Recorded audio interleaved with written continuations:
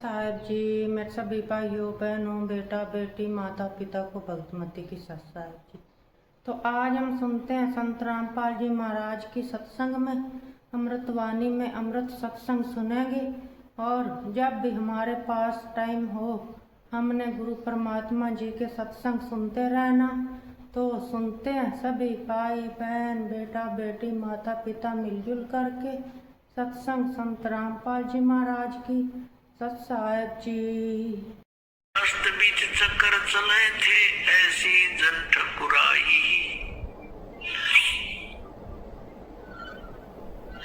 चुनकर ईश्वर कल्प किया तब खोज न पाया राई। मन तो सुखे सागर बसरे भाई और न ऐसा यसरे। जैसे एक मानदाता चक्रवर्ती यानी पूरी पृथ्वी के शासक थे, सार्वभौम उसका राज्य था और चुड़क ऋषि ने उसका सर्वनाश कर डाला। कितने ठाठ बाट थे, पता नहीं क्या आशाएं लगा रखी थी, पर ऐसा काल में घटना घटा दी, पूरी सेना मार दी गई और वो कंगाल हो गया।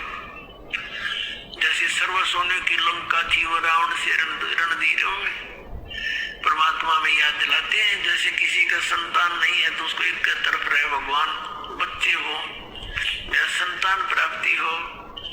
और इस तत्व ज्ञान के अभाव से तो हम पुत्री को तो संतान में नहीं गिना करते, पुत्र हो बस। हरि ने मूर्ख बना रखा था नकली गुरुओं ने कि जिसका पुत्र नहीं है ना उसका मोक्ष नहीं हो, उसकी गति नहीं हो। कमाल की बात करते हैं कि पुत्र फिर उसके श्राद्ध निकालेगा, उन्हें पता पेट भरो ने बेटी तो ब्याही जाएगी, तुमने क्यों मिल रहा कोई ना पुत्र होगा तो तुम्हें कुछ ना कुछ करवाते रहेंगे उससे। वो मूर्खता बना रही थी न्यू, लेकिन हमारे अंदर वो एक ऐसी कसक भर दी कि जिसका पुत्र नहीं है वो तो बात है नहीं। तो कहने का भाव ये परमात्मा में याद दिलाते हैं, 1 लाख पूत 1.25 लाख नाती, उस रावण के दीवान बाती। क्या मांगू कुछ स्थिर ना रहाई, ये देखत नैन चला जग जाई। आप एक पुत्र को प्राप्त करके और क्या चाहते हो, सर्व सोने की लंका थी, 1 लाख पूत 1.25 लाख नाती, यानी 1 लाख पुत्र थे, 1.25 लाख रिश्तेदार थे। और आज उसका कोई दीपक जगाने वाला नहीं शेष बचा, सारे वो भी मर गए। यहाँ भाई झूठी ये काल ने प्रेरणा कर रखी आपके अंदर, और इनसे मन हट गए। चले परमात्मा जो देता है बेटा दो या बेटी, सब्र करे, मालिक पर विश्वास रखे और अपनी भक्ति ठीक करे। तो क्या बताते हैं परमात्मा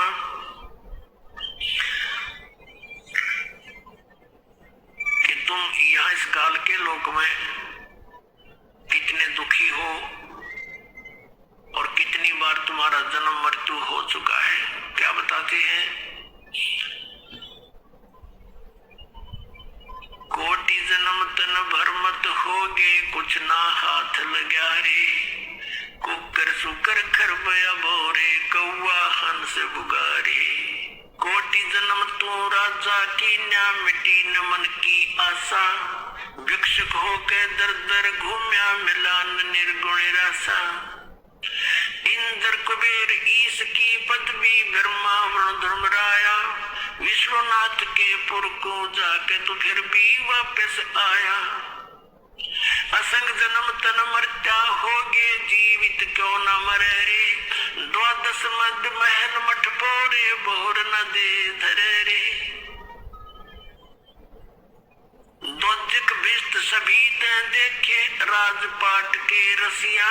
3 लोक से तरपत नाही, ये मन भोगी खसिया। सतगुरु मिले तो इच्छा मिटे, पद मिल पदे समाना। चल हंसा उस लोक पठाऊं, जो आज अमर स्थान।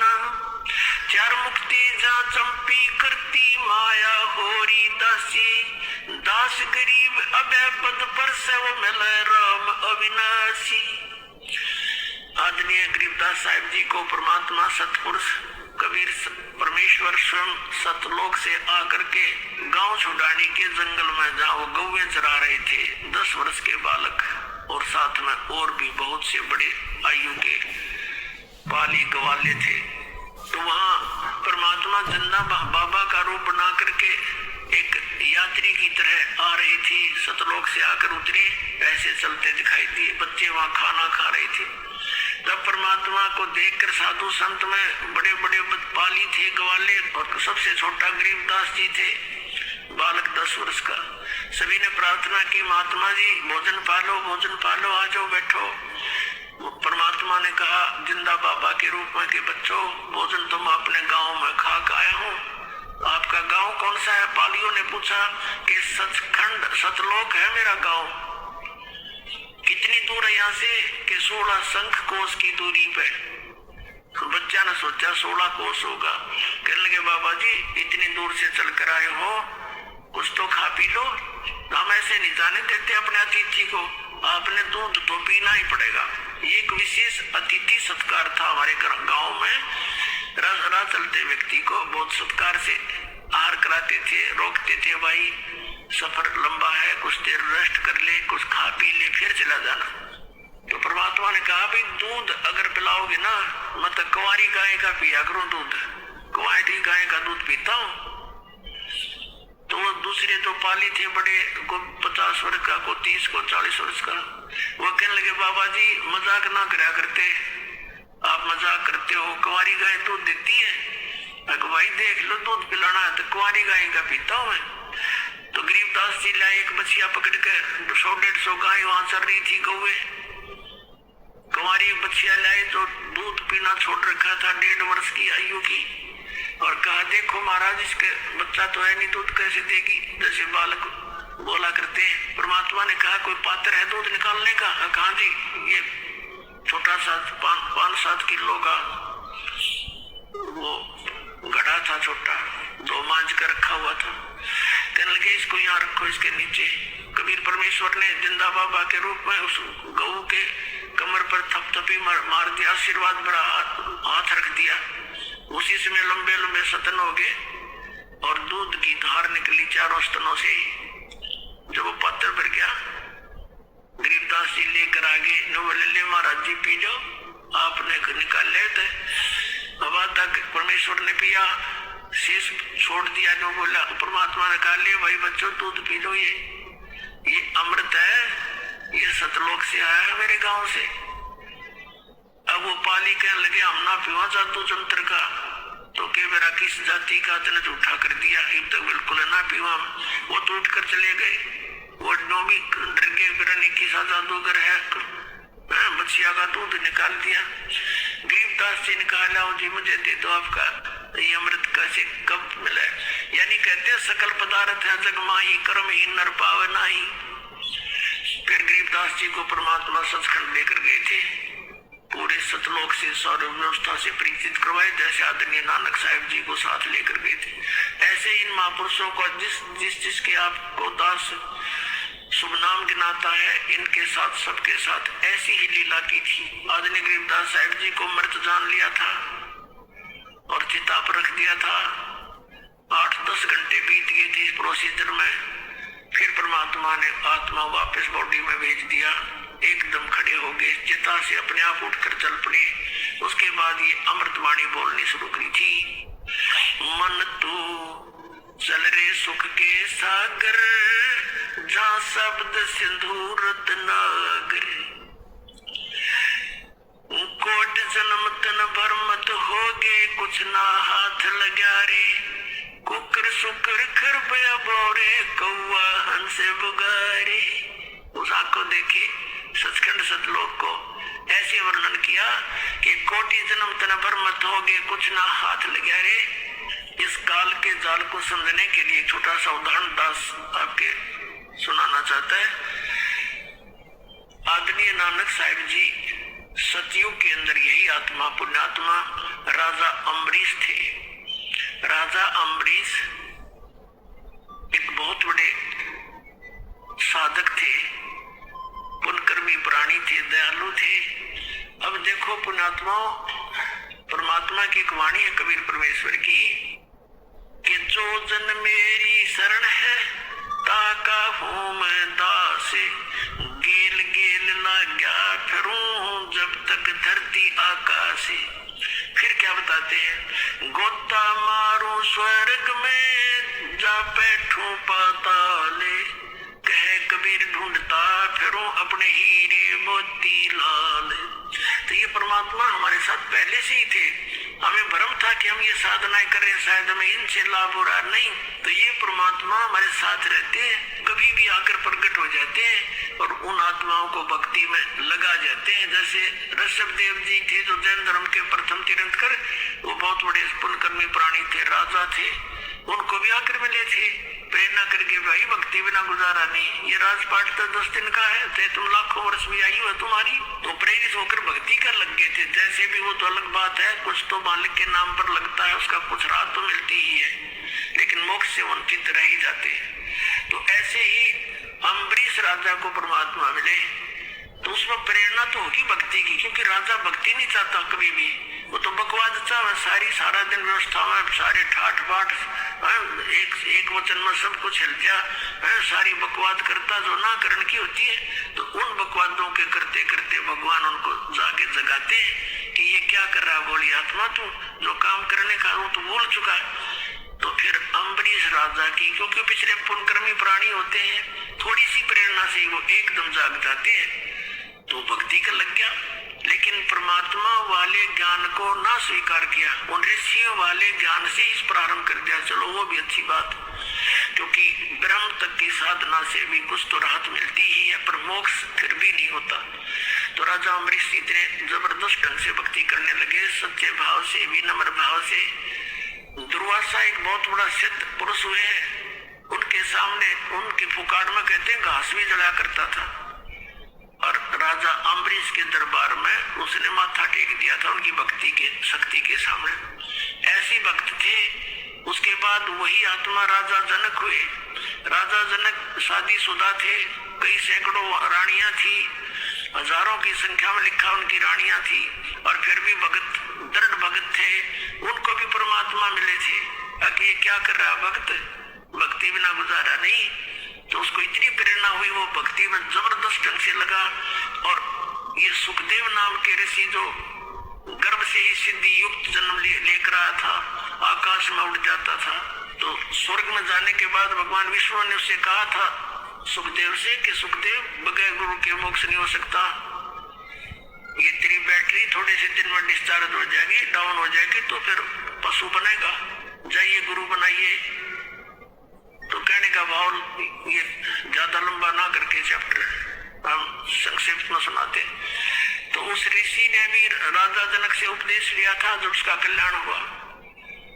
अपने आत्माओं काल का जाल कितना भयंकर है। राजा जनक के इतिहास में लिखा है कि उसने बहुत बड़े बड़े यज्ञ किए, गौएं दान करी, ऋषि महर्षियों को दिन में करोड़ों गौएं दान करी, लाखों, और उनको उनके साथ में कपड़े दान किए, भोजन भंडारे करवाए। तो इतने पुण्य इकट्ठे कर लिए। जब वो जाने लगा संसार छोड़कर, राजा जनक जी तो विमान में बैठकर जावे थे। परमात्मा कहते हैं आए हैं सो जाएंगे, ये राजा रंग फकीर, एक सिंहासन चढ़ कर चले, एक बंदे जात जजीर। एक तो परमात्मा के विमान में बैठ कर जाएंगे जो भक्ति कर रहे हैं, और जो भक्ति नहीं करते उनको यम के दूत अपराधियों की तरह बांध कर ले जाएंगे। जाना तो सबने है, लेकिन जाने जाने में कितना अंतर है। अब विमान में बैठ करके राजा जनक जा रहे थे, रास्ते में एक नरक आवा था। उस नरक के अंदर 12 करोड़ आत्माएं, जीव अपने पाप कर्मों का दंड भोग रहे थे। हाहाकार मच रहा था, रुदन मचा रहे थे, रो रहे थे। राजा जनक ने जहाज के पायलटों से कहा कि अभी विमान रोको। उन्होंने विमान रोक दिया कि ये रोने की आवाज कैसे आ रही है, कहाँ से आ रही है, पता करो। उन्होंने बताया जी यहाँ पर एक नरक है, इसके अंदर बहुत सी आत्माएं अपने कर्मों का दंड भोग रही है, वो रो रही है। राजा जनक ने कहा कि इनको छोड़ दो। अब उन पार्षदों ने बताया कि राजन, अब यहाँ आपका हुक्म नहीं चलेगा, यहाँ तो धर्मराज का हुक्म चलता है। कहने लगे धर्मराज से मेरी बात कराओ।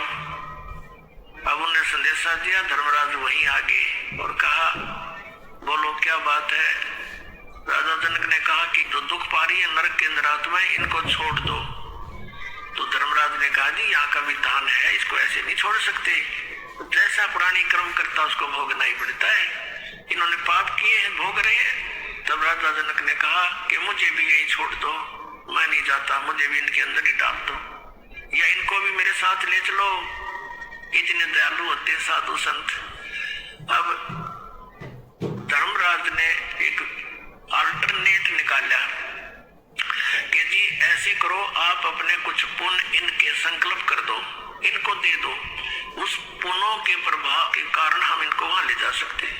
राजा जनक ने आओ देखा ना ताओ देखा, दयालुता के कारण अपने 50% पुण्य दान कर दिए। तो उन्होंने बिठा के विमान में, वो तो ये थे एक होटल वाले हैं, यहाँ का राजा, यहाँ का भगवान थे, उनको बिठा के दूसरे विमान में और उनके साथ ही स्वर्ग में भेज दिए। अपने आत्मा विचार करो, हम कितने ठगे जा रहे हैं, कहाँ भटक रहे हैं।